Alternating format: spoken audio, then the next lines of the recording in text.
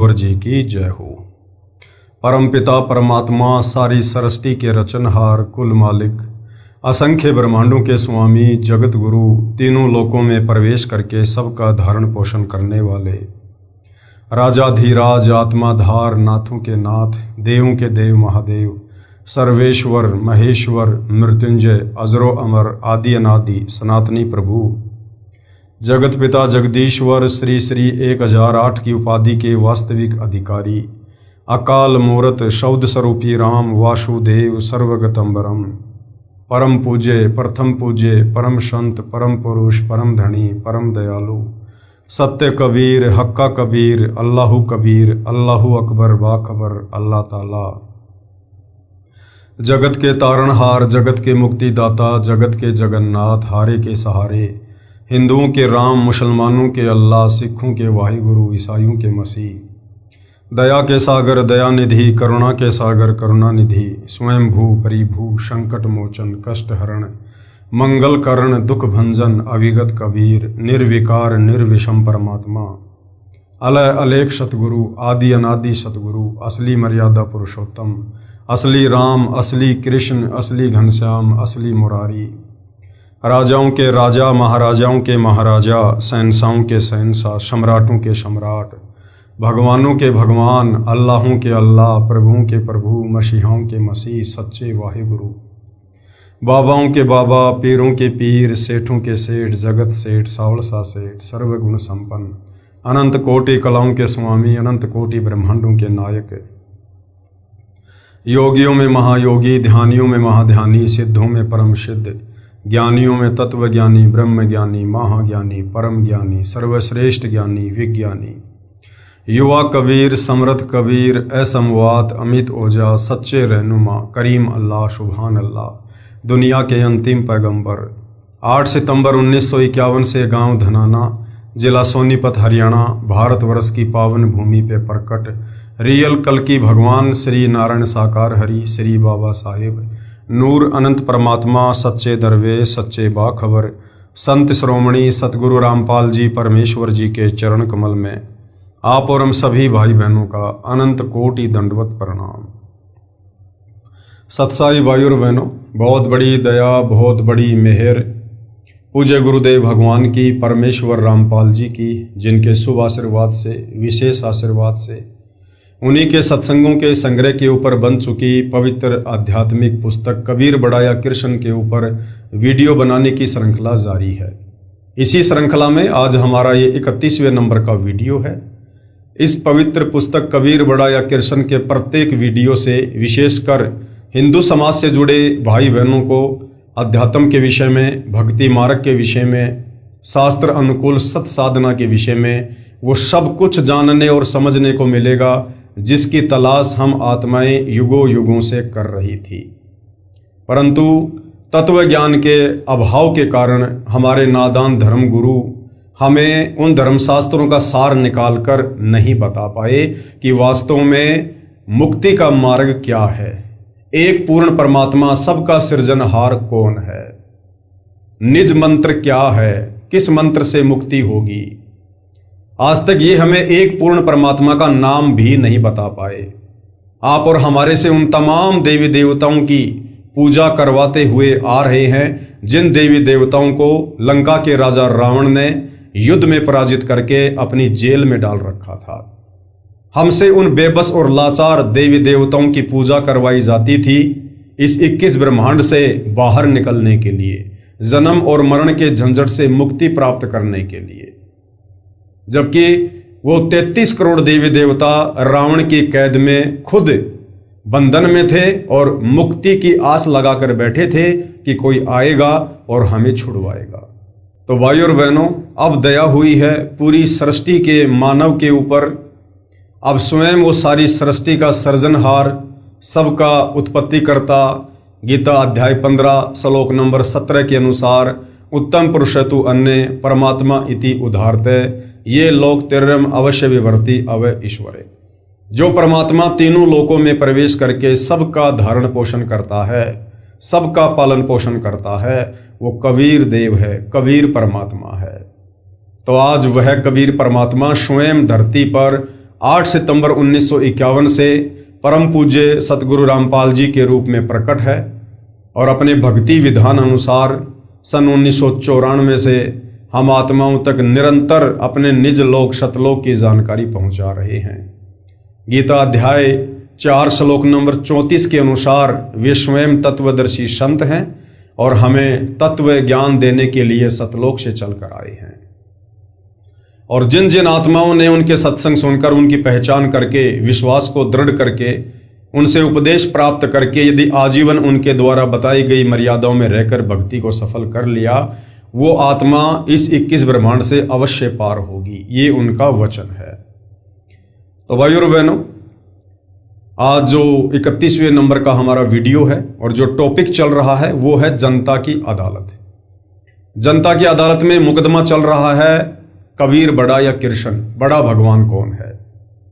और जनता की अदालत में सतगुरु रामपाल जी ने जनता को जज के रूप में सेलेक्ट किया है, क्योंकि वर्तमान में जनता शिक्षित है, पढ़ी लिखी है, अपनी आंखों से अपने ही धर्म ग्रंथों में लिखी हुई सच्चाई को देखकर निर्णय कर सकती है।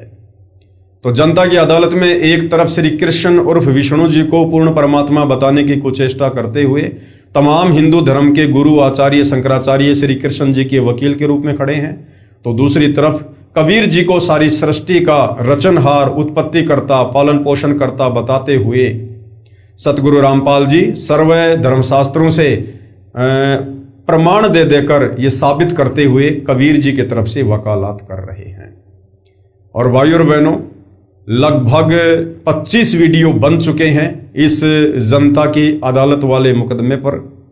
यदि आप शुरू से इस पवित्र पुस्तक के ऊपर बन चुके प्रत्येक वीडियो देखेंगे तो आप भली भांति समझ सकते हैं कि वास्तव में मुक्ति का मार्ग क्या है और शास्त्र अनुकूल सत साधना वर्तमान में किस संत के पास है। तो जनता की अदालत में मामला चल रहा है। सतगुरु रामपाल जी ने लगभग 70% ये सिद्ध कर दिया है कि कबीर जी ही पूर्ण परमात्मा है, ये अविनाशी हैं, इनके कोई माता पिता नहीं है, ये स्वयंभू है, परिभू है और इन्हीं की भक्ति करने से जीव को मुक्ति प्राप्त हो सकती है। और दूसरी तरफ हिंदू समाज के धर्मगुरु आचार्य शंकराचार्य जो श्री कृष्ण उर्फ विष्णु को लेकर ये दावा कर रहे थे कि श्री कृष्ण उर्फ विष्णु ये पूर्ण परमात्मा है, इन्होंने सृष्टि की उत्पत्ति की है, यही संहार करते हैं, यही सबके जनक हैं, ये अविनाशी हैं, इनके कोई माता पिता नहीं है। तो सतगुरु रामपाल जी ने उन्हीं हिंदू धर्म ग्रंथों को दिखा दिखा कर ये साबित कर दिया कि ये तीनों देवता ब्रह्मा विष्णु महेश ये नाशवान है, इनकी जन्म होती है, मृत्यु होती है, इनकी माँ का नाम दुर्गा है, इनके पिता का नाम काल ब्रह्म है और ये खुद भी मुक्त नहीं है, ये खुद भी काल के बंधन में है। तो भला इनकी भक्ति करने से, इनकी पूजा करने से जीव की मुक्ति कैसे हो जाएगी। उसके बाद जनता धीरे धीरे अध्यात्म में रुचि ले रही है और अध्यात्म को लेकर सतगुरु रामपाल जी से तरह तरह के सवाल कर रही है। सतगुरु रामपाल जी प्रत्येक सवाल का शास्त्र प्रमाणित जवाब दे रहे हैं। और इसी कड़ी में जनता के कुछ सवालों का जवाब देते हुए सतगुरु रामपाल जी ने आदरणीय धर्मदास जी की अमर कथा को आधार बनाया है। और उसी अमर कथा में आज का प्रसंग है कि वो कौन कौन महापुरुष हैं, कौन कौन आत्माएं हैं जिनको पूर्ण परमात्मा कबीर देव सतलोक से चलकर इस धरती पर प्रकट होकर मिले। उनकी आत्मा को शरीर से निकालकर सतलोक लेकर गए, उन्हें सतलोक दिखाया, 21 ब्रह्मांड की सारी स्थिति से परिचित करवाया। उसके बाद उन आत्माओं ने डंके की चोट पर कबीर परमेश्वर की महिमा का गुणगान किया। भाइयों और बहनों, आज हम उन महापुरुषों की अमर कथा को पढ़ेंगे। इस अमर कथा को पढ़ने से भी हम पुण्य के भागी बनते हैं और हमारा विश्वास दृढ़ होता है। कबीर सर्जन करता है, सर्जन करता यानी पूरी कायनात को रचने वाले, सर्व ब्रह्मांडों के रचयिता वे कबीर देव हैं। पेश हैं 6 गवाह। कलयुग में यानी वर्तमान समय में परमात्मा अन्य निम्न अच्छी आत्माओं दृढ़ भक्तों को मिले। प्रश्न नंबर 1, इस बात का कहां प्रमाण है कि कबीर जी जुलाहा काशी भारत वाले ही समर्थ परमेश्वर हैं जिसने सब रचना की है। जनता पूछना चाह रही है कि आज से लगभग 650 साल पहले कबीर दास के नाम से जो महापुरुष धरती पर आए थे, जिनको कबीर जुलाहा कहा जाता है, कबीर धानक कहा जाता है, उनको एक कवि कहा जाता है, जिनके दोहे पूरी दुनिया पढ़ती है, वो कबीर जुलाहा ही वास्तव में सारी सृष्टि का सृजनहार है। वही पूर्ण ब्रह्म परमेश्वर है। वही परम अक्षर ब्रह्म है, गीता ज्ञानदाता। उसी परम अक्षर ब्रह्म की शरण में जाने की सलाह अर्जुन को गीता का ज्ञान देते समय दे रहा है। ये कहाँ प्रमाण है? जनता ये पूछना चाह रही है। तो उत्तर दिया जा रहा है, पहले ये सिद्ध करता हूं कि काशी यानी बनारस शहर में जो कबीर नामक जुलाहा रहा करता था, वह सब सृष्टि का रचने वाला परम अक्षर ब्रह्म है। इसके लिए अनेकों चश्मदीद गवाह आई विटनेस हैं, जिन्होंने उस समर्थ परमेश्वर को ऊपर यानी तकत सिंहासन पर बैठे देखा तथा बताया कि जो कबीर काशी शहर भारत देश में जुलाही की भूमिका किया करता था, वही समर्थ परमेश्वर है। तो सबसे पहले गवाह नंबर 1। अब गवाह नंबर 1 कौन है? संत गरीबदास जी, गांव छुडानी, जिला झज्जर, हरियाणा प्रांत, देश भारत वाले। संत गरीबदास जी 10 वर्ष के बालक अपने खेतों में गांव के अन्य ग्वालों के साथ प्रतिदिन की तरह गाय चराने गए हुए थे। विक्रमी संवत 1774 यानी सन 1717 फाल्गुन महीने की सुदी चांदनी द्वादशी को दिन के लगभग 10 बजे ग्वाले तथा बालक गरीबदास जी एक जांडी के वृक्ष के नीचे छाया में बैठकर भोजन खा रहे थे। परमेश्वर जी जिंदा बाबा अल खिज्र के वेश में उस आसमान वाले तख्त यानी सिंहासन से चलकर यानी सतलोक से चलकर कुछ दूरी पर धरती के ऊपर उतरे तथा ग्वालों के पास गए। वह जांडी का पेड़ गांव कबलाना से गांव छुडानी को जाने वाले कच्चे रास्ते पर था तथा कबलाना की सीमा के सटे संत गरीबदास जी के खेत में था। संत गरीबदास जी के पिताजी के पास गांव में 1375 एकड़ जमीन थी। उसी जमीन पर चारागाह बना रखी थी, जिसमें गांव छुडानी के अन्य निर्धन व्यक्ति भी अपनी गायों को चराने के लिए ले जाया करते थे। बाबा जिंदा यानी साधु को देखकर बड़ी आयु के ग्वालों यानी पालियों में से एक ने कहा कि बाबा जी भोजन खाओ। साधु ने कहा, भोजन तो मैं अपने डेरे से खाकर आया हूं। कई ग्वाले एक साथ बोले, यदि भोजन नहीं खाते तो दूध पी लो। परमेश्वर ने कहा कि दूध पिला दो, परंतु दूध उसका पिलाओ जिसको कभी बच्चा उत्पन्न न हुआ हो, यानी कंवारी गाय का दूध पीऊंगा। पालियों ने उसे मजाक समझा। बालक गरीबदास जी उठे तथा एक अपनी प्रिय बछिया को लाए और बोले, हे बाबा जी, ये कंवारी गाय दूध कैसे दे सकती है?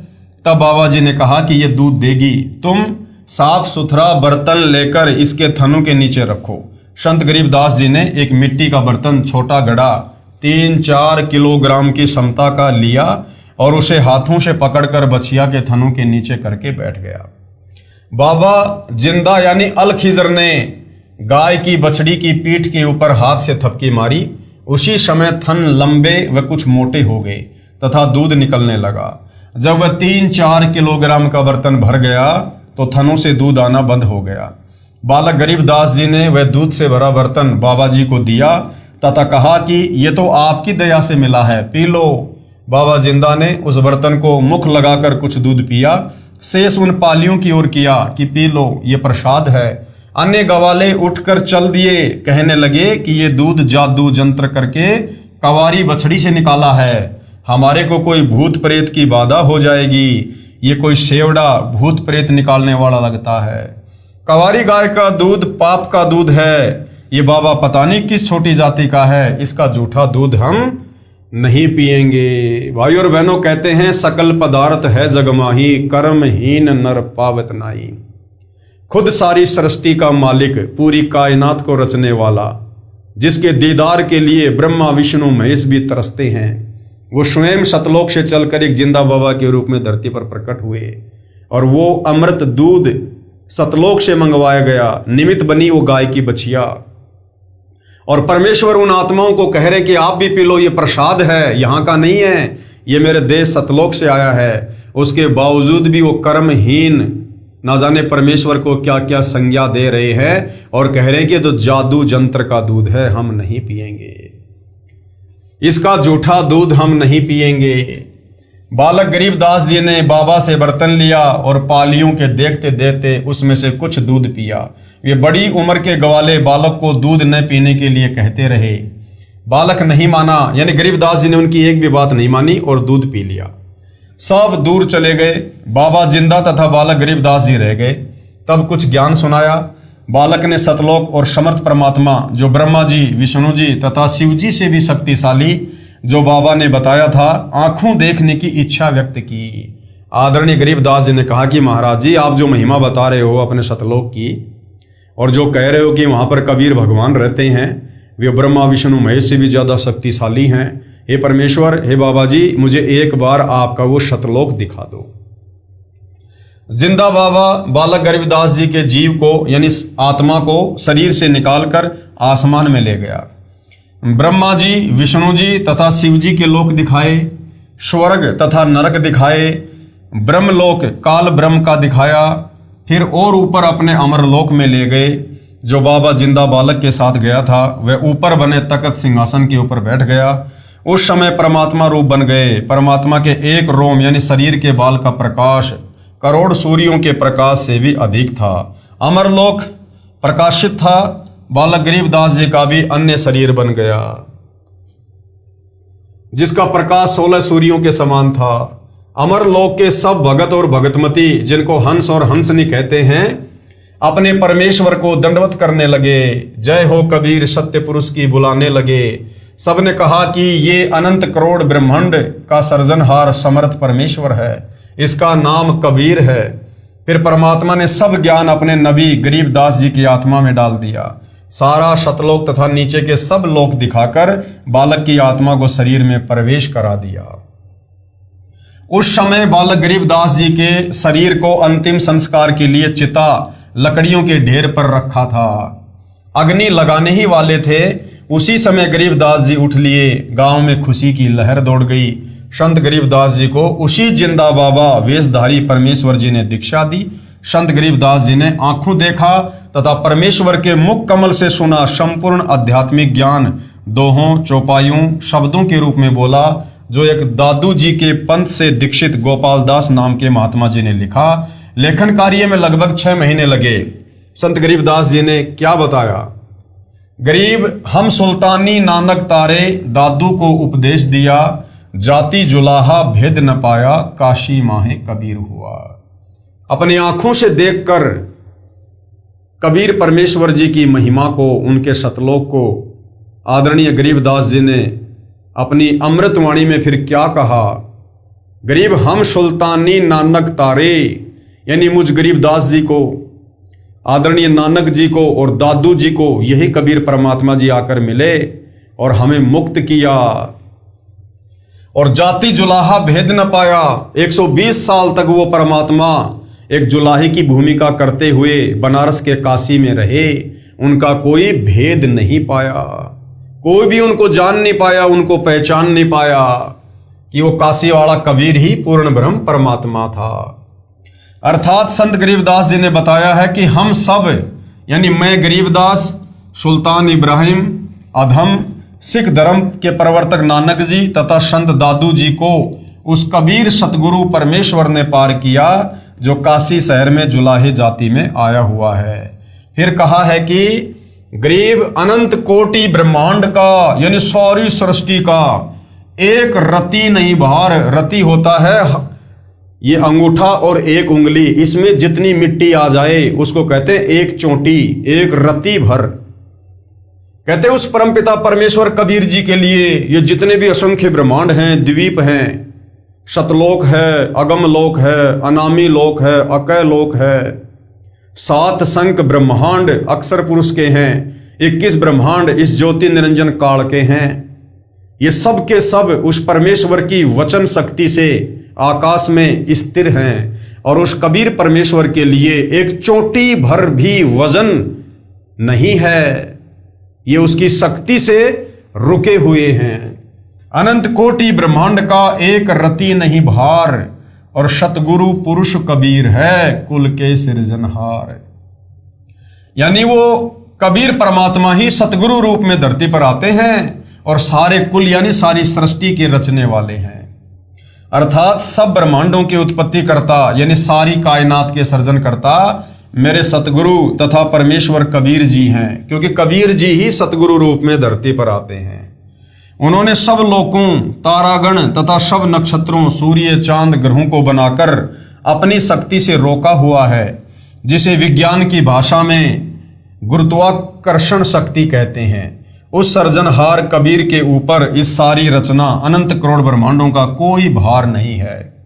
जैसे वैज्ञानिक ने एरोप्लेन बनाकर उड़ा लिया और स्वयं भी उसमें सवार हो गया है, जिस प्रकार उस वायुयान का वैज्ञानिक के ऊपर कोई भार नहीं है, उल्टा उसके ऊपर सवार है, इसी प्रकार कबीर कादर अल्लाह यानी समर्थ अल्लाह सब लोगों की रचना करके उनके ऊपर सवार है तथा सारे जीव सवार कर रखे हैं।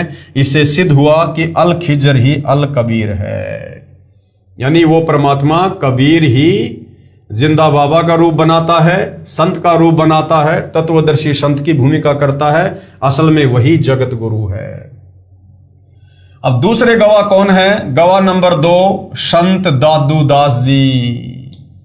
संत दादू दास जी दूसरे गवाह हैं इस बात के कि जो काशी बनारस में कबीर जी आए थे, 120 साल तक रहे, जिन्हें दुनिया जुलाहा कहती रही, असल में वही सारी सृष्टि के सर्जनहार हैं।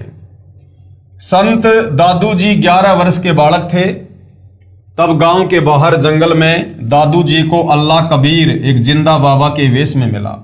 उनको भी सतलोक लेकर गए, आत्मा को निकाल कर ऊपर अपने सतलोक में ले गए। दादू जी 3 दिन रात अचेत रहे। ऊपर अपना तख्त सिंहासन दिखाया, अपना परिचय करवाया कि मैं पूर्ण ब्रह्म परमेश्वर हूँ, सारी सृष्टि मैंने रची है। सब ब्रह्मांडों की सैर करवाकर तीसरे दिन आत्मा शरीर में प्रवेश कर दी। संत दादू दास जी सचेत हो गए। तब लोगों ने पूछा कि आपको क्या हो गया था?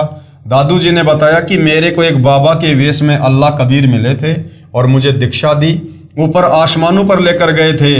दादू जी के साथ उस समय कुछ अन्य हम उम्र बच्चे भी थे। उन्होंने भी बताया था कि एक बाबा ने जंत्र मंत्र का जल बनाकर स्वयं पिया तथा पान के पत्ते को कटोरे के रूप में बनाकर उसमें अपना जूठा पानी दादू को पिलाया था। फिर बाबा दिखाई नहीं दिया, दादू बालक बेहोश हो गया। संत गरीबदास जी ने अपनी अमृतवाणी में परमेश्वर कबीर जी से प्राप्त ज्ञान को इस प्रकार बताया है। गरीब दादू को सतगुरु मिले और दही पान की पीक, और बूढ़ा बाबा जिसे कहें ये दादू की नहीं सीख। अर्थात संत दादू जी को सतगुरु रूप में कबीर अल्लाह मिले थे, जो एक जिंदा बाबा के वेश में थे। उन्होंने दादू जी को पान के पत्ते के ऊपर अपने मुख से निकाला जल डालकर दीक्षा के समय पिलाया था।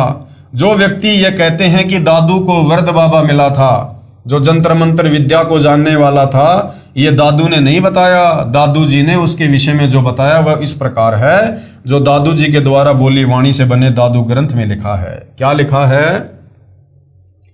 जिन मोकू निज नाम दिया सोए सतगुरु हमार, दादू दूसरा कोई नहीं कबीर सिरजनहार। दादू नाम कबीर का सुनकर कापे काल, नाम भरोसे जो चले होवे न बाका बाल। केहरी नाम कबीर है विषम काल गजराज, दादू भजन पर ताप से भागे सुनत आवाज। अर्थात दादू जी ने कहा है कि मेरे को जिसने निज नाम यानी यथार्थ भक्ति का मंत्र दिया वो मेरा सतगुरु है और उसका नाम कबीर है। यही कबीर सारी कायनात यानी सृष्टि का सर्जनहार यानी उत्पत्ति करता है। सभी आत्माओं को इसी कबीर भगवान ने अपने वचन से उत्पन्न किया है। संत दादू जी ने कहा है कि कबीर नाम सुनते ही ज्योति निरंजन यानी काल कांपने लग जाता है। कबीर नाम इतना शक्तिशाली है, जो भगत कबीर जी के बताए नाम पर पूर्ण विश्वास करके जीवन यात्रा करता है तो काल ब्रह्म उसका कुछ भी बिगाड़ नहीं सकता। संत दादू जी ने कबीर अल्लाह की समर्थता एक उदाहरण के माध्यम से बताई है कि काल भी बहुत ताकतवर है, परंतु कबीर अल्लाह के सामने वो भी कमजोर पड़ जाता है। काल समझो गजराज यानी हाथियों के राजा के समान बलवान है, और कबीर जी का भक्ति करने को दिया नाम भी बहुत शक्तिशाली है। वो केहरी यानी बब्बर शेर बिगेस्ट लोइन के समान ताकतवर है। उस नाम का जाप यानी भजन करने से उस नाम रूपी केहरी की शक्ति के आगे काल टिक नहीं पाता। यानी नाम की सूक्ष्म गाज दहाड़ सुनकर काल रूप गजराज भाग जाता है। संत दादू जी ने स्पष्ट कर दिया है कि कबीर ही सारी सृष्टि यानी कायनात को उत्पन्न करने वाला परमेश्वर है। उसके बाद में तीसरे महापुरुष हैं गवाह नंबर 3। कौन है? गवाह नंबर 3 संत धर्मदास जी, बांधवगढ़, मध्य प्रदेश, भारत वाले। धर्मदास जी का हिंदू धर्म में जन्म होने के कारण हिंदू धर्म गुरुओं द्वारा बताए अधूरे ज्ञान के आधार से साधना किया करते थे। उसी को करते हुए तीर्थ भ्रमण करते हुए मथुरा श्री कृष्ण जी की नगरी में गए हुए थे। पत्थर व पीतल की देवी देवताओं श्री विष्णु जी, श्री शंकर जी आदि की मूर्तियों को थैले में डालकर साथ लिए हुए था। सुबह तीर्थ में उस तालाब में श्री कृष्ण स्नान किया करते थे। उसमें स्नान करके मूर्तियों की पूजा करने लगा। उस समय कबीर अल्लाह भारत देश के काशी शहर में जुलाई की भूमिका करने संसार में प्रकट थे। धर्मदास जी ने मूर्तियों की उपासना के पश्चात श्रीमद् भगवद गीता का पाठ किया। खुदा कबीर धर्मदास जी की सब क्रियाओं को ध्यान से देख व सुन रहा था। धर्मदास जी अपनी दैनिक भक्ति की क्रियाओं से फारिग हुआ। तब परमेश्वर कबीर जी ने उनसे ज्ञान चर्चा की। ज्ञान चर्चा का दौर कई दिनों तक चला। धर्मदास जी को भी अल्लाह कबीर जी अपने शतलोक में बने तख्त के पास लेकर गए। धर्मदास जी 3 दिन तक बेहोश रहे। ऊपर के सब लोक दिखाए, अपना सतलोक दिखाया, संपूर्ण आध्यात्मिक ज्ञान समझाकर पुनः शरीर में प्रवेश कर दिया। उसके पश्चात संत गरीबदास जी ने अपनी पहले वाली इबादत त्याग दी। यानी जो पहले हिंदू धर्म के अनुसार जो परंपरागत शास्त्र विरुद्ध साधना वो किया करते थे श्री ब्रह्मा विष्णु महेश जी की, वो साधना धर्मदास जी ने त्याग दी तथा अपने नबी स्वयं बनकर आए अल्लाह कबीर द्वारा बताई सच्ची इबादत की और पूर्ण मोक्ष प्राप्त किया। धर्मदास जी ने अल्लाह कबीर की महिमा में अनेकों वाणी बोली हैं। आज मोहे दर्शन दियो जी कबीर, आज मोहे दर्शन दियो जी कबीर, अमर लोक से चल कर आए, अमर लोक से चल कर आए, काटन यम की जंजीर, आज मोहे दर्शन दियो जी कबीर, आज मोहे दर्शन दियो जी कबीर। हिंदू के तुम देव कहाए, हिंदू के तुम देव कहाए, मुसलमान के पीर, आज मोहे दर्शन दियो जी कबीर, आज मोहे दर्शन दियो जी कबीर। दोनों दिन का झगड़ा छिड़ गया, दोनों दिन का झगड़ा छिड़ गया, टोया न पाया शरीर, आज मोहे दर्शन दियो जी कबीर, आज मोहे दर्शन दियो जी कबीर।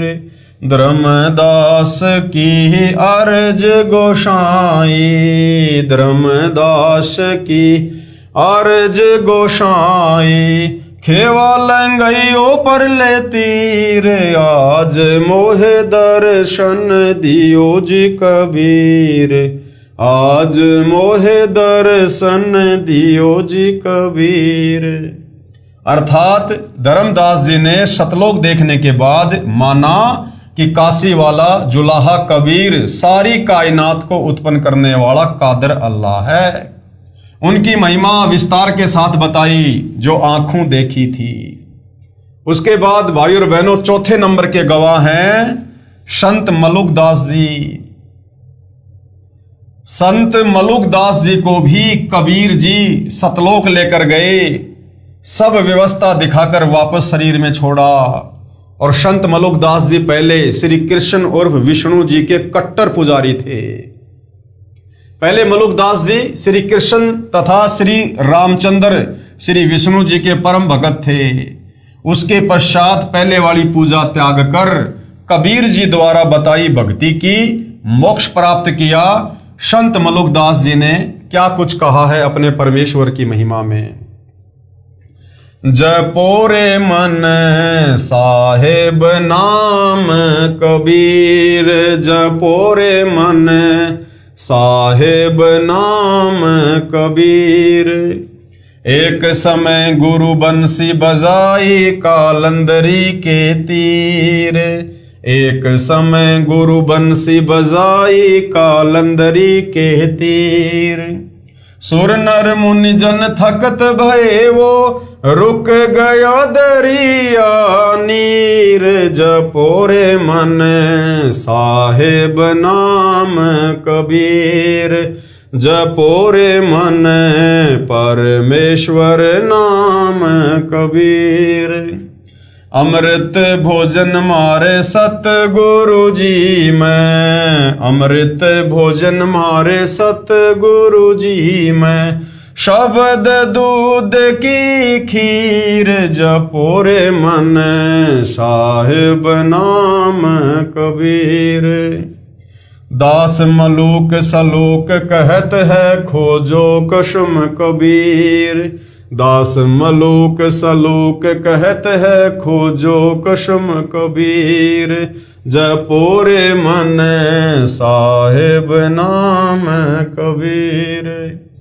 अर्थात संत मलुकदास जी ने स्पष्ट किया है कि परमात्मा कबीर जी का नाम जपो, उस खशम यानी सबके मालिक कबीर जी की खोज करो, उसे पहचानो, सत्य साधना करके शतलोक में कबीर खुदा के पास जाओ।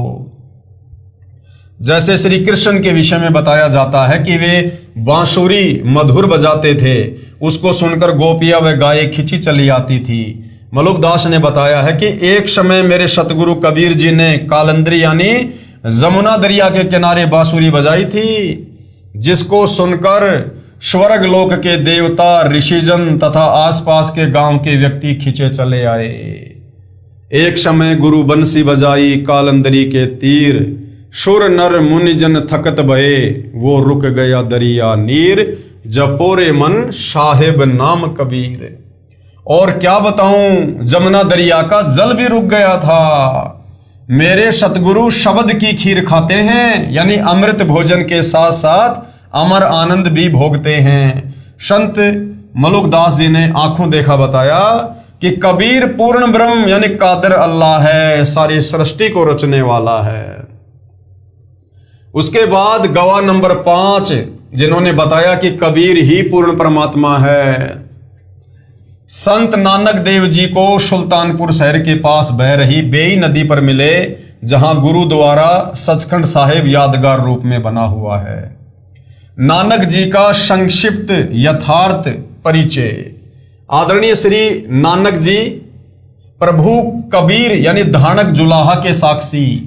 श्री नानक देव का जन्म विक्रमी संवत 1526 यानी सन 1469 कार्तिक शुक्ल पूर्णिमा को हिंदू परिवार में श्री कालूराम मेहता खत्री के घर पर माता श्रीमती तिरपता देवी की पवित्र कोख यानी गर्भ से पश्चिमी पाकिस्तान के जिला लाहौर के तलवंडी नामक गांव में हुआ।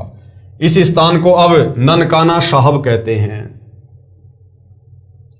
इन्होंने फारसी, पंजाबी, संस्कृत भाषा पढ़ी थी। श्रीमद् भगवत गीता जी को भी ब्रजलाल पांडे से पढ़ा करते थे। श्री नानक देव जी के श्री चंद तथा लक्ष्मी चंद 2 लड़के थे। श्री नानक जी 14 वर्ष की आयु में अपनी बहन नानकी की ससुराल शहर सुल्तानपुर लोधी में चले गए थे।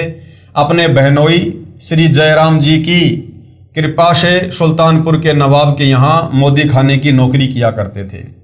प्रभु में असीम प्रेम था, क्योंकि ये पुण्यात्मा युगों युगों से पवित्र भक्ति ब्रह्म भगवान यानी काल की करते हुए आ रहे थे। सतयुग में यही नानक जी राजा अमरीश थे तथा ब्रह्म भक्ति विष्णु जी को इष्ट मानकर किया करते थे। दुर्वासा जैसे महान तपस्वी भी इनके दरबार में हार मानकर क्षमा याचना करके गए थे।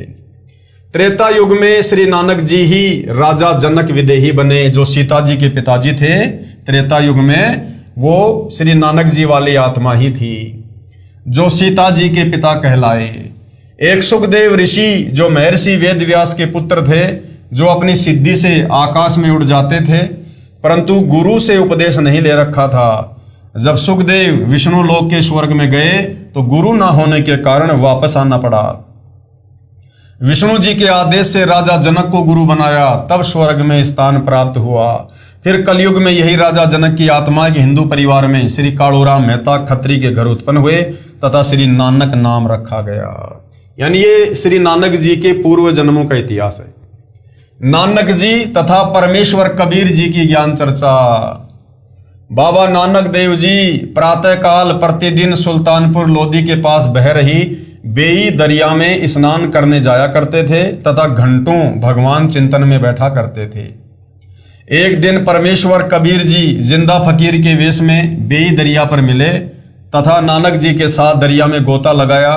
कबीर साहिब जी श्री नानक जी की पुण्यात्मा को सतलोक ले गए। सचखंड में श्री नानक जी ने देखा कि एक असीम तेजोमय मानव सदृश से शरीर युक्त प्रभु तख्त पर बैठे थे।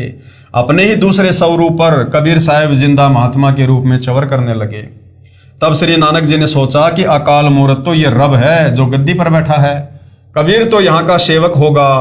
उसी समय जिंदा रूप में परमेश्वर कबीर साहिब उस गद्दी पर विराजमान हो गए तथा जो तेजों में शरीर युक्त प्रभु का दूसरा रूप था वह खड़ा होकर तख्त पर बैठे जिंदा वाले रूप पर चवर करने लगा। फिर वह तेजोमय रूप नीचे से गए जिंदा कबीर रूप में समा गया तथा गद्दी पर अकेले कबीर परमेश्वर जिंदा रूप में बैठे थे और चवर अपने आप डरने लगा। तब नानक जी ने कहा कि वाहे गुरु सत्य नाम से प्राप्ति तेरी। इस प्रक्रिया में 3 दिन लग गए। नानक जी की आत्मा को साहिब कबीर जी ने वापस शरीर में प्रवेश कर दिया। तीसरे दिन श्री नानक जी होश में आए। उधर श्री जयराम जी ने, जो श्री नानक जी का बहनोई था, श्री नानक जी को दरिया में डूबा हुआ जानकर दूर तक गोताखोरों से तथा जाल डलवाकर खोज करवाई, परंतु कोशिश निष्फल रही और मान लिया कि श्री नानक जी दरिया के अथाह वेग में बहकर मिट्टी के नीचे दब गए। तीसरे दिन जब नानक जी उसी नदी के किनारे सुबह सुबह दिखाई दिए तो बहुत व्यक्ति एकत्रित हो गए। बहन नानकी तथा बहनोई श्री जयराम जी भी दौड़े गए। खुशी का ठिकाना नहीं रहा तथा घर ले आए। श्री नानक जी अपनी नौकरी पर चले गए। मोदी खाने का दरवाजा खोल दिया तथा कहा, जिसको जितना चाहिए ले जाओ, तेरा तेरा कहकर पूरा खजाना लुटाकर शमशान घाट पर बैठ गए। जब नवाब को पता चला कि श्री नानक खजाना समाप्त करके शमशान घाट पर बैठा है, तब नवाब ने श्री जयराम की उपस्थिति में खजाने का हिसाब करवाया तो 760 रुपए श्री नानक जी के अधिक मिले। नवाब ने क्षमा याचना की तथा कहा कि नानक जी, आप 760 रुपए जो आपके सरकार की ओर अधिक हैं ले लो तथा फिर नौकरी पर आ जाओ। तब श्री नानक जी ने कहा कि अब सच्ची सरकार की नौकरी करूंगा, उस पूर्ण परमात्मा के आदेश अनुसार अपना जीवन सफल करूंगा। वह पूर्ण परमात्मा है जो मुझे बेई नदी पर मिला था। नवाब ने पूछा, वह पूर्ण परमात्मा कहाँ रहता है तथा ये आदेश आपको कब हुआ? श्री नानक जी ने कहा, वह सचखंड में रहता है। बेई नदी के किनारे से मुझे स्वयं आकर वही पूर्ण परमात्मा सचखंड सतलोक लेकर गया था। वह इस पृथ्वी पर भी आकार में आया हुआ है। उसकी खोज करके अपना आत्म कल्याण करवाऊंगा।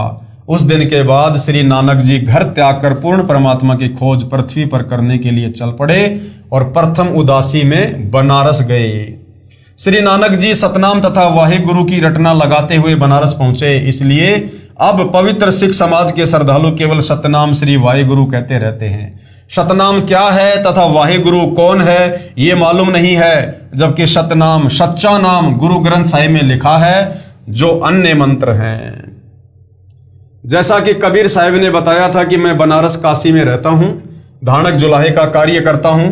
मेरे गुरुजी काशी में सर्व प्रसिद्ध पंडित रामानंद जी हैं। इस बात को आधार रखकर श्री नानक जी ने संसार से उदास होकर पहली उदासी यात्रा बनारस काशी के लिए प्रारंभ की। प्रमाण के लिए देखिए जीवन 10 गुरु साहिबान। लेखक है सोडी तेजा सिंह जी, प्रकाशक है चतर सिंह जीवन सिंह, पेज नंबर 50 पर। परमेश्वर कबीर साहिब जी स्वामी रामानंद जी के आश्रम में प्रतिदिन जाया करते थे। जिस दिन श्री नानक जी ने काशी पहुंचना था उससे पहले दिन कबीर साहब ने अपने पूज्य गुरुदेव रामानंद जी से कहा कि स्वामी जी कल मैं आश्रम में नहीं आ पाऊंगा क्योंकि कपड़ा बुनने का कार्य अधिक है, कल सारा दिन लगकर कार्य निपटा कर फिर आपके दर्शन करने आऊंगा। काशी बनारस में जाकर श्री नानक जी ने पूछा कोई रामानंद जी महाराज है? सब ने कहा कि आज के दिन सर्व ज्ञान संपन्न ऋषि हैं, उनका आश्रम पंचगंगा घाट के पास है। श्री नानक जी ने श्री रामानंद जी से वार्ता की तथा सचखंड का वर्णन शुरू किया।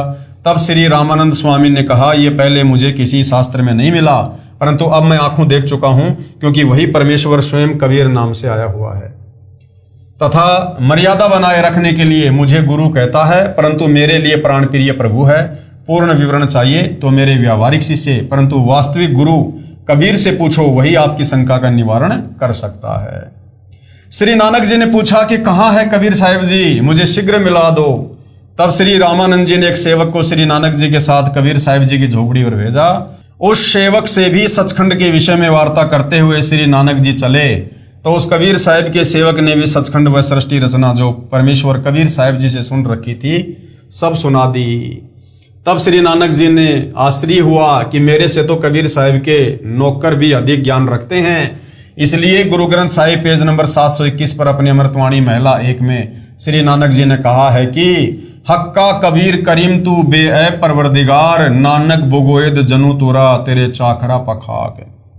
जिसका भावार्थ है कि हे कबीर परमेश्वर जी, मैं नानक कह रहा हूं कि मेरा उद्धार हो गया, मैं तो आपके सेवकों के चरणों की धूल तुल्य हूं।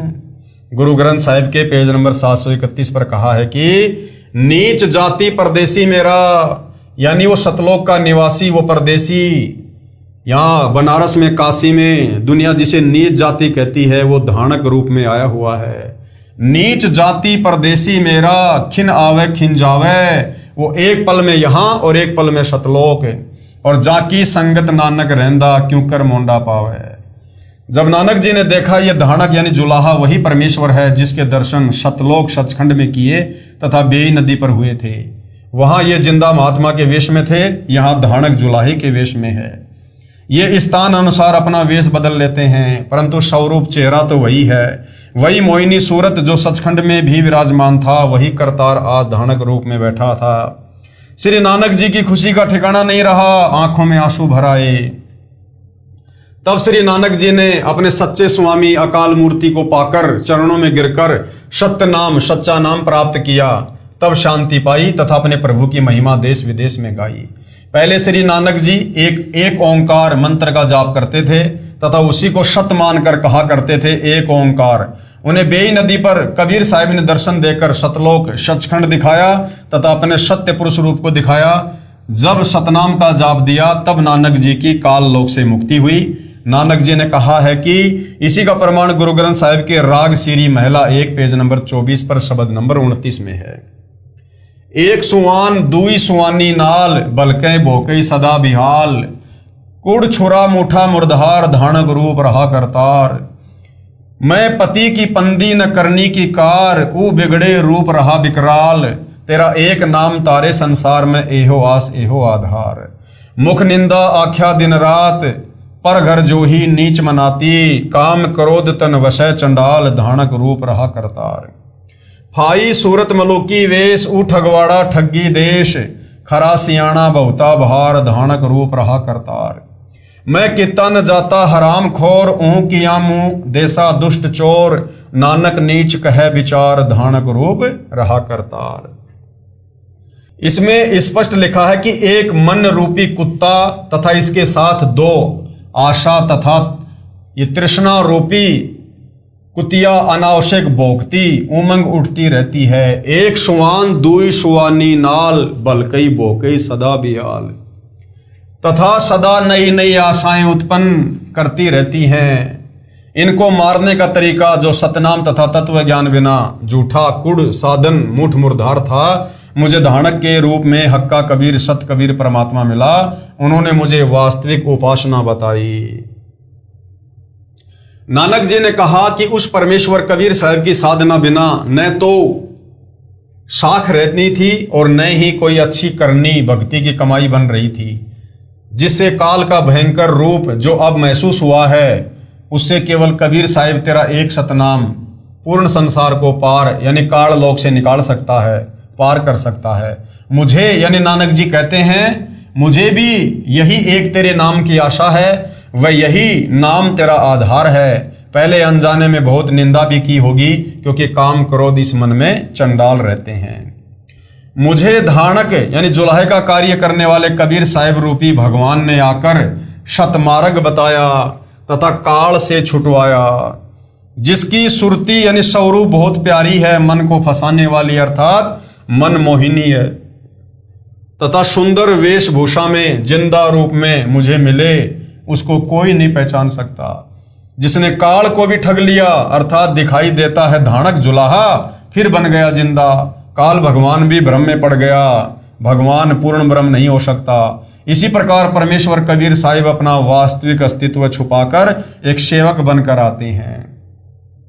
काल या आम व्यक्ति पहचान नहीं सकता, इसलिए नानक जी ने उसे प्यार में ठगवाड़ा कहा है, और साथ में कहा है कि वह धानक यानी जुलाहा कबीर बहुत समझदार है, दिखाई देता है कुछ परंतु है बहुत महिमा वाला, जो धानक जुलाहा रूप में स्वयं परमात्मा पूर्ण ब्रह्म सत्य पुरुष आया है।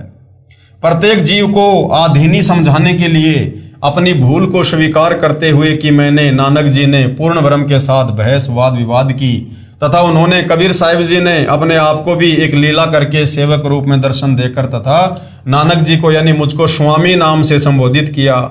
इसलिए उनकी महानता तथा अपनी नादानी का पश्चाताप करते हुए श्री नानक जी ने कहा कि मैं कुछ करने कराने योग्य नहीं था, फिर भी अपनी साधना को उत्तम मानकर भगवान से सन्मुख हुआ, ज्ञान संवाद किया। मेरे जैसा नीच दुष्ट हरामखोर कौन हो सकता है, जो अपने मालिक पूर्ण परमात्मा धानक रूप जुलाहा रूप में आए करतार कबीर साहिब को नहीं पहचान पाया। श्री नानक जी कहते हैं कि ये सब मैं पूर्ण सोच समझ से कह रहा हूं कि परमात्मा यही धानक जुलाहा कबीर रूप में है। अब इसका भावार्थ क्या है? श्री नानक साहिब जी कह रहे हैं कि ये फंसाने वाली अर्थात मन मोहिनी सकल सूरत में तथा जिस देश में जाता है वैसा ही वेश बना लेता है। जैसे जिंदा महात्मा रूप में बेई नदी पर मिले, सतलोक में पूर्ण परमात्मा वाले वेश में, तथा यहाँ उत्तर प्रदेश में धानक जुलाहे के रूप में स्वयं करतार पूर्ण प्रभु विराजमान हैं। आपसी वार्ता के दौरान हुई नोकझोंक को याद करके क्षमा याचना करते हुए अधिक भाव से कह रहे हैं कि मैं अपने सतभाव से कह रहा हूं कि यही धानक जुलाहे रूप में सत्य पुरुष अर्थात अकाल मूर्त ही है। दूसरा प्रमाण नीचे प्रमाण है जिसमें कबीर परमेश्वर का नाम स्पष्ट लिखा है कि श्री गुरु ग्रंथ साहिब पेज नंबर 721 राग तिलंग महला पहला में।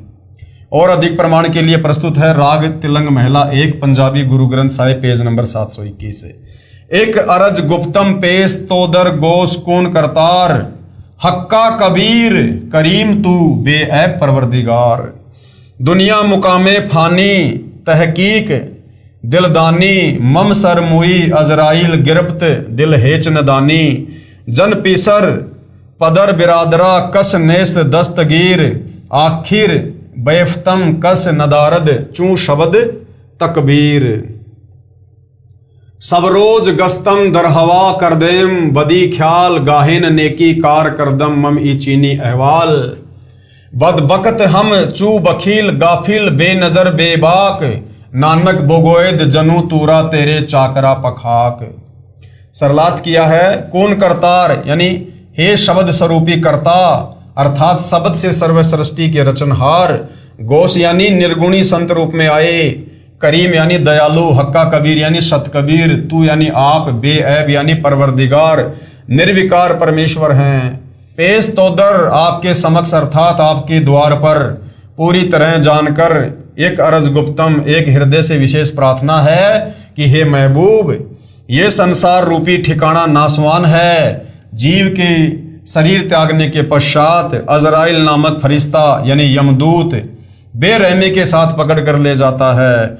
उस समय कोई साथी व्यक्ति जैसे बेटा, पिता, भाईचारा साथ नहीं देता। अंत में सब उपाय फर्ज अर्थात कोई क्रिया काम नहीं आती तथा आवाज भी बंद हो जाती है। प्रतिदिन गस्त की तरह न रुकने वाली चलती हुई वायु की तरह बुरे विचार करते रहते हैं। शुभ कर्म करने का मुझे कोई जरिया अर्थात साधन ऐसे बुरे समय में हमारे जैसे नादान लापरवाह भक्ति और भगवान का वास्तविक ज्ञान ना होने के कारण ज्ञान नेत्रहीन था तथा उआबाई का ज्ञान कहा करता था। नानक जी कह रहे हैं कि हे कबीर परमेश्वर, आपकी कृपा से आपके सेवकों के चरणों की धूल डूबता हुआ बंदा पार हो गया। केवल हिंदी अनुवाद। हे शब्द स्वरूपी राम अर्थात शब्द से सर्व सृष्टि रचनहार दयालु सत्य कबीर, आप निर्विकार परमात्मा हैं। आपके समक्ष एक हृदय से विनती है कि ये पूरी तरह जान लिया है महबूब, ये संसार रूपी ठिकाना नाशवान है, यानी ये काल का 21 ब्रह्मांड पूरी तरह से नाशवान है। हे दाता, इस जीव के मरने पर अजराइल नामक यमदूत बेरहमी से पकड़ कर ले जाता है। कोई साथी जन जैसे बेटा पिता भाईचारा साथ नहीं देता। अंत में सभी उपाय और फर्ज कोई क्रिया काम नहीं आता। प्रतिदिन गस्त की तरह न रुकने वाली चलती हुई वायु की तरह बुरे विचार करते रहते हैं। शुभ कर्म करने का मुझे कोई जरिया या साधन नहीं मिला। ऐसे बुरे समय कलयुग में हमारे जैसे नादान लापरवाह शतमार्ग का ज्ञान ना होने से ज्ञान नेत्रहीन था तथा लोकवेद के आधार से अनाप शनाप ज्ञान कहता रहता था। नानक जी कहते हैं कि मैं आपके सेवकों के चरणों की धूल डूबता हुआ बंदा नानक पार हो गया। श्री गुरु नानक साहिब जी कह रहे हैं कि हे हक्का कबीर सत्य कबीर, आप निर्विकार दयालु परमेश्वर हो। आपसे मेरी एक अर्ज है कि मैं तो सत्य ज्ञान वाली नजर रहित तथा आपके सत्य ज्ञान के सामने तो निरुत्तर अर्थात जुबान रहित हो गया हूँ। हे कुल के मालिक, मैं तो आपके दासों के चरणों की धूल हूँ, मुझे शरण में रखना। इसके पश्चात जब श्री नानक जी को पूर्ण विश्वास हो गया कि पूर्ण परमात्मा तो गीता ज्ञानदाता प्रभु से अन्य ही है, वही पूजा के योग्य है। पूर्ण परमात्मा की भक्ति तथा ज्ञान के विषय में गीता ज्ञानदाता प्रभु भी अनभिज्ञ है।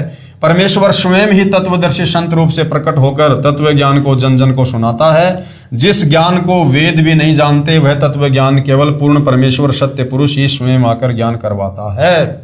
और वर्तमान में वही पूर्ण ब्रह्म परमेश्वर सारी सृष्टि के मालिक जो इन महापुरुषों को मिले, नानक जी को मिले, वो कबीर देव कबीर भगवान आज वर्तमान में वही अपना वास्तविक ज्ञान तत्व ज्ञान देने के लिए 8 सितंबर 1951 से गांव धनाना जिला सोनीपत हरियाणा भारतवर्ष की पावन भूमि पर सतगुरु रामपाल जी के नाम से सशरीर प्रकट हैं। फिर प्रमाण है राग बसंत महिला पहला पौड़ी नंबर 3 आदि ग्रंथ पंजाबी पेज नंबर 1188। नानक हवमो शब्द जलाइया सतगुरु साचे दर्श दिखाइया। इस वाणी से भी अति स्पष्ट है कि नानक जी कह रहे हैं कि सत्य नाम यानी सत्य शब्द से विकार अहम अभिमान जल गया तथा मुझे सच्चे सतगुरु ने दर्शन दिए, अर्थात मेरे गुरुदेव के दर्शन हुए। स्पष्ट है कि नानक जी को कोई सतगुरु आकार रूप में अवश्य मिला था। वह ऊपर तथा नीचे पूर्ण प्रमाणित है। स्वयं कबीर साहेब पूर्ण परमात्मा अकाल मूर्त स्वयं सचखंड से तथा दूसरे रूप में काशी बनारस से आकर प्रत्यक्ष दर्शन देकर सचखंड सतलोक भ्रमण करवा के सच्चा नाम यानी सतनाम काशी बनारस में प्रदान किया था। किसको? नानक जी को। यानी नानक जी के गुरु कौन थे? कबीर जी।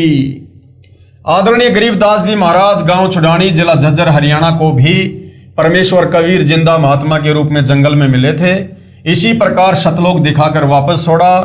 परमेश्वर ने बताया कि मैंने ही श्री नानक जी तथा श्री दादू जी को पार किया था। जब श्री नानक जी ने पूर्ण परमात्मा को सतलोक में भी देखा तथा फिर बनारस काशी में जुलाहे का कार्य करते देखा, तब उमंग में भरकर कहा था वाहे गुरु सतनाम वाहे गुरु सतनाम, तथा इसी उपरोक्त वाक्य का उच्चारण करते हुए काशी से वापस आए। जब नानक जी ने देखा कि जो परमात्मा मुझे सतलोक में मिले थे सचखंड में, वही बनारस में जुलाहे रूप में बैठे हैं, तो नानक जी ने कहा वाहे गुरु सतनाम वाहे गुरु सतनाम। ये तो वही गुरु है जो मुझे सचखंड में मिला था और अब इन्होंने मुझे सतनाम दे दिया, सच्चा नाम दे दिया। तो नानक जी इस बात को लेकर कह रहे थे कि वाहे गुरु सतनाम।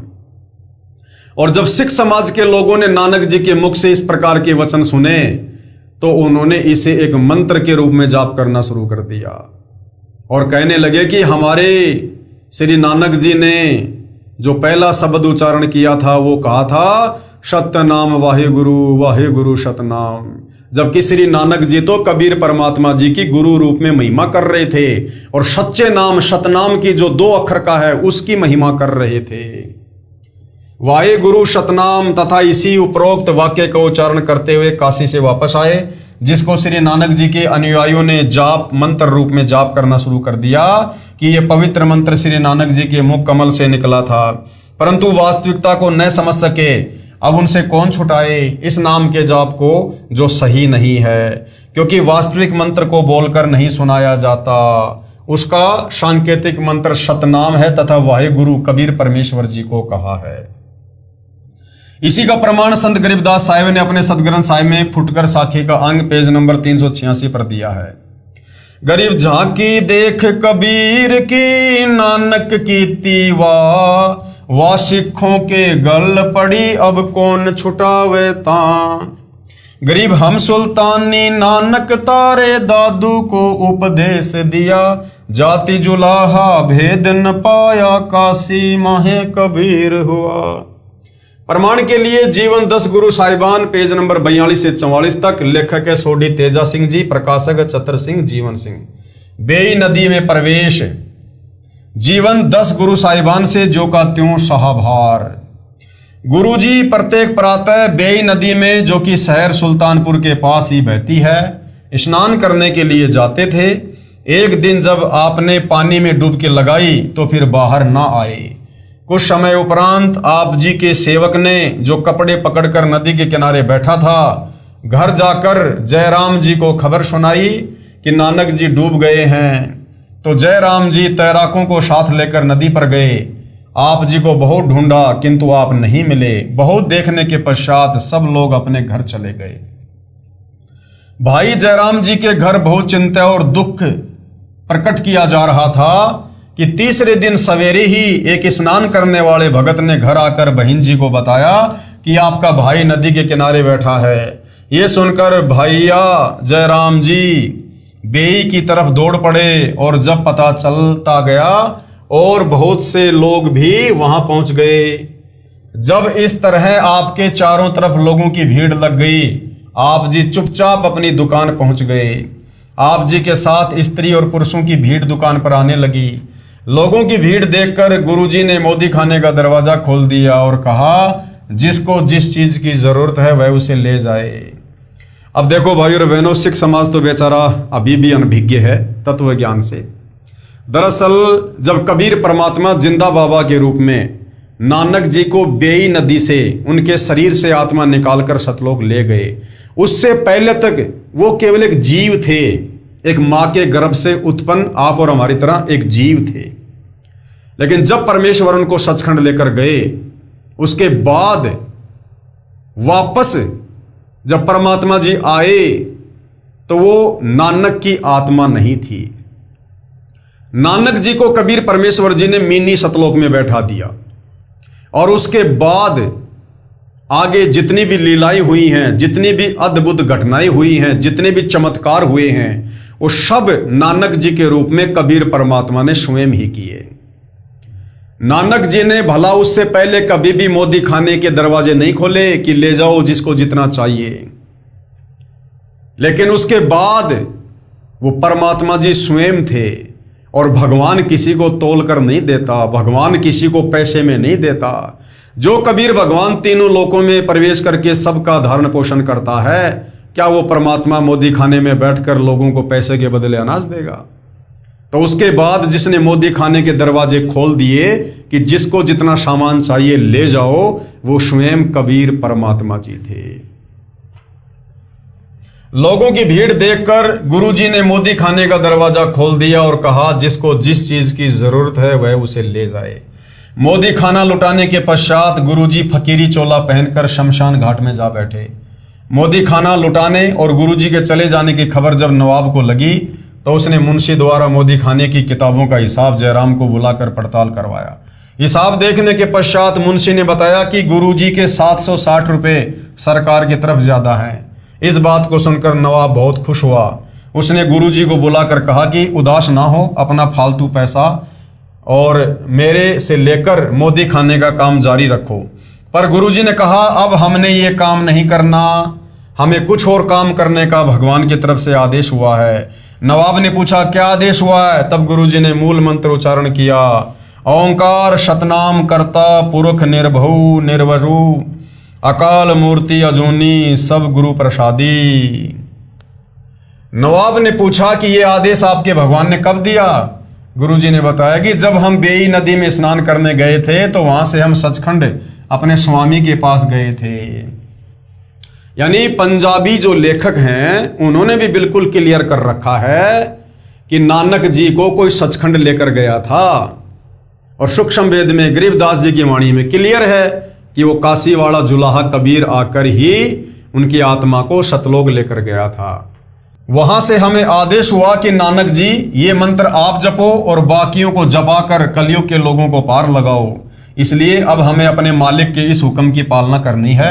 इस संदर्भ को भाई गुरदास जी वार पौड़ी 24 में लिखते हैं, बाबा पैदा सचखंड नौ निधि नाम गरीबी पाई। अर्थात बाबा नानक जी सचखंड गए, वहां आपको 9 निधियों का खजाना नाम और निर्भयता प्राप्त हुई। यहाँ बेई किनारे जहां गुरुजी बेई से बाहर निकलकर प्रकट हुए थे, गुरुद्वारा संत घाट अथवा गुरुद्वारा बेर साई बहुत सुंदर बना हुआ है। इस स्थान पर ही गुरुजी प्रातः स्नान करके कुछ समय के लिए भगवान की तरफ ध्यान करके बैठा करते थे। जीवन 10 गुरु साहिब नामक पुस्तक के लेख से समाप्त। भाई बाले वाली जन्म साखी में अद्भुत प्रमाण। भाई बाले वाली जन्म साखी एक मान्य ग्रंथ है जो गुरु ग्रंथ की तरह ही सत्य ज्ञान का प्रतीक माना जाता है, जिसके ज्ञान को सिख समाज परम सत्य मानता है, क्योंकि ये जन्म साखी भाई बालाजी द्वारा आंखों देखा कानों सुना ज्ञान है जो श्री नानक देव साहिब जी ने बोला था तथा बालाजी ने बताया तथा दूसरे गुरु श्री अंगद जी ने लिखा था। जन्म साखी के पेज नंबर 299 से 300 पर साखी कूना पर्वत की चली में गोष्ठी सिद्धा नाल हुई है। इसमें प्रकरण है कि श्री गुरु नानक जी कूना पर्वत पर गए, उनके साथ भाई बालाजी तथा मर्दाना जी थे। कूना पर्वत की गुफा में कुछ सिद्ध पुरुष नाथ पंथ के रहते थे। उनके साथ ज्ञान गोष्ठी में श्री नानक जी ने प्रश्न के उत्तर में कहा था कि एक ओंकार हमारा नाभ अपने गुरु की बलि जाऊं। मर्दाने ने पूछा कि हे गुरुजी, क्या आपका भी कोई गुरुजी है? श्री नानक जी का गुरु था। अन्य प्रमाण। वैसे तो भाई और बहनों ये क्लियर हो चुका है, श्री गुरु ग्रंथ साहिब से भी क्लियर हो चुका है और 5वें वेद सूक्ष्म वेद आदरणीय गरीबदास जी की वाणियों से भी क्लियर हो चुका है कि श्री नानक जी के गुरु वही कबीर परमात्मा जी थे जो 120 वर्ष काशी के बनारस में रहकर लीला करके गए थे। इसके बावजूद और बहुत सारे प्रमाण हैं ये साबित करने के लिए कि काशी वाला कबीर जुलाहा ही सिख धर्म के प्रवर्तक श्री नानक जी का गुरु था। तो इस विषय पर भाइयों और बहनों हम अगले एपिसोड में चर्चा करेंगे। तब तक पूज्य गुरुदेव भगवान हम सबको आज्ञा दें, आशीर्वाद दें, सद्बुद्धि दें, हमारा मार्गदर्शन करें और इसी प्रकार हम अध्यात्म में आगे बढ़ते रहें। तो आज के वीडियो में केवल इतना ही। बंदी छोड़ सतगुरु रामपाल जी परमेश्वर जी की जय हो।